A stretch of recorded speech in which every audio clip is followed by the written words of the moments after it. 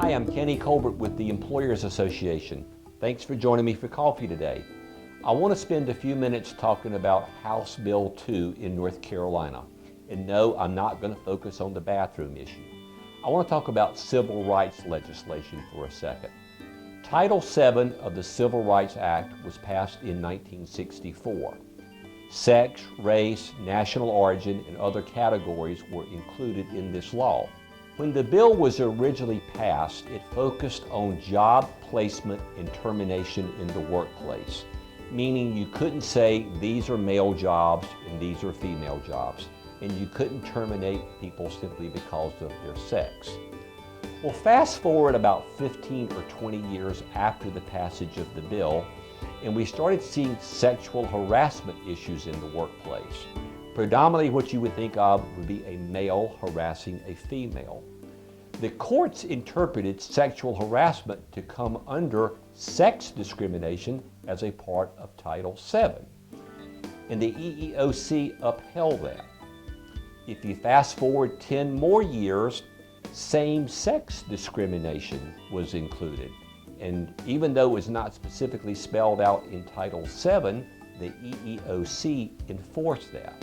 Now let's fast forward 20 more years. We're having transgender issues in the workplace. The EEOC has weighed in on that and said that in essence, transgender discrimination is a form of sex discrimination that is covered under Title VII. Governor McCrory in North Carolina is basing his arguments on sex discrimination. He's saying Title VII does not specifically mention transgenders, therefore it's not covered under the law.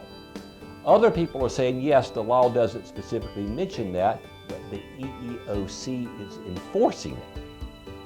This is going to be an interesting decision as to how it's handled in the future. Sooner or later, Congress or either the Supreme Court are going to have to clarify the definition of sex under Title VII, and I feel certain at that point probably sexual orientation and transgenders will be mentioned. However, in the meantime, the EEOC just sent out a bulletin in early May that talks about transgenders and bathroom usage. Here's a link on how you can pull up that message. You need to read it.